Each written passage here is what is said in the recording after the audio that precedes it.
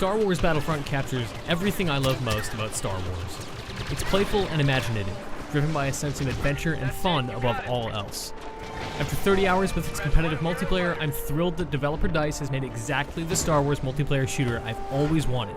The catch is that it comes with baggage, and it doesn't always know what to do with itself.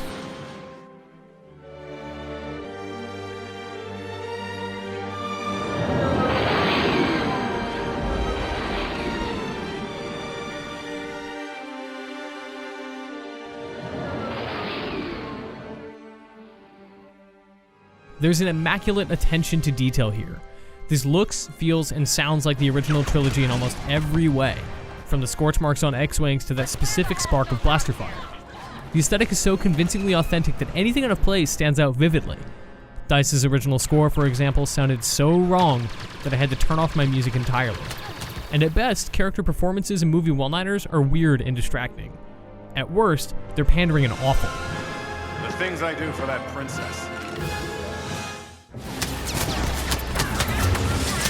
This great look and feel is put to use in a messy mountain of modes. Let's start with the highlights. Star Wars Battlefront is at peak quality with Supremacy, Walker Assault, and Drop Zone. These are focused, objective-oriented games that leverage a deep set of sandbox systems so that spectacular things never stop happening. Drop Zone is a fast and violent 8-on-8 race for map domination that rewards quick thinking. Seize control of crashed drop pods and you'll earn victory points, one-time consumable items like mines and sentry turrets, and trigger the next drop. All of the explosives, heavy weapons, and buffs you unlock over time add to your combat options too. Every player brings their own customized loadout to every battle, where they can adapt on the fly to new roles. Supremacy is the next logical step up from this. It encourages aggressive tactics as two teams of 20 wrestle for outpost control on a large map. The awesome vehicles play a huge role here, with AT-STs and X-Wings able to make or break it for a struggling team.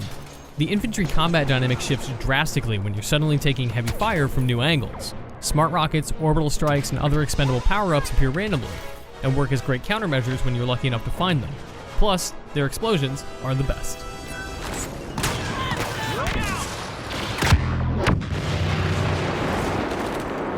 To make rounds even more volatile, you can find pickups that spawn you as hero characters to bring big power to Supremacy and Walker Assault. Luke Skywalker can carve a safe path through stormtroopers for his team, while Boba Fett's amazing mobility and deadly blaster is a constant distraction for rebels. Playing as or watching the 6 available heroes is a major highlight in a game where impressive scenes are inescapable. Blaster fire kinda hurts, huh?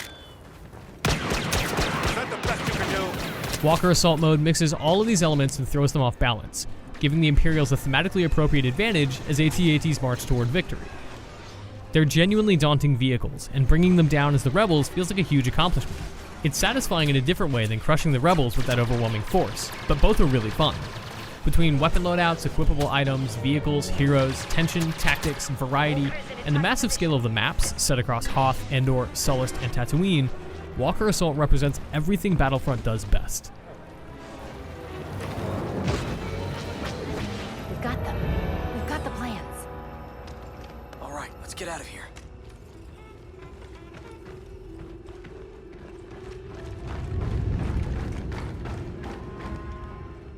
Survival mode is Battlefront's most unexpected success. The solo or two-player cooperative wave-based missions pit rebels against an onslaught of increasingly aggressive Imperials. New enemies with invisibility, jetpacks, extra armor, and shields force you to change the way that you react to each assault. It's especially rewarding on higher difficulties, so skip straight past the cakewalk default mode. The other half of Battlefront's modes just feel like unfocused filler. Hero Hunt and Heroes vs. Villains have little to offer anyone already enjoying the competitive multiplayer. The anticlimactic alternative to Drop Zone is Droid Run, a meandering mode that has teams running in circles capturing mobile control points. Matches here either end before they can become interesting, or disregard team strategy by making only the last minute matter. And Blast is such a basic team deathmatch that I wonder why they even bothered, while Fighter Squadron leaves behind the amazing ground-to-air combat dynamic that makes Battlefront special. On the plus side, at least you can fly Slave 1 and the Millennium Falcon. Sometimes I amaze even myself.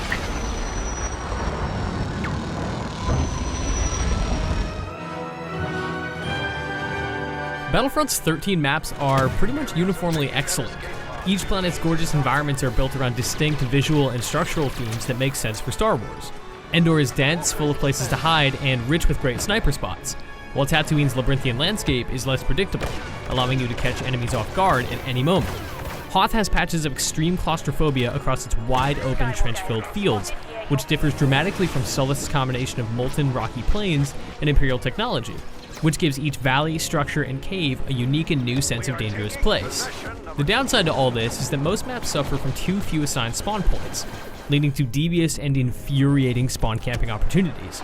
This frustration is often made worse by the extremely generous auto-aim on consoles. Whether you're a filthy camper or somewhat less of a scoundrel, your success goes toward great stuff. Purchase of unlocks, most notably the jump pack, lets you boost up or across an area. Battlefront's infantry game changes in a terrific way when you're able to boost away from incoming fire or onto an otherwise inaccessible vantage point. Equipable items like this come in the form of unlockable star cards.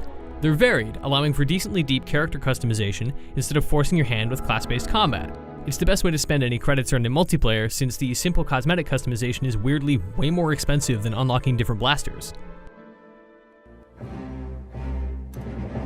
Star Wars Battlefront captures the essence of Star Wars beautifully, harnessing the most exciting and memorable pieces of the universe for a unique and spectacular combat sandbox.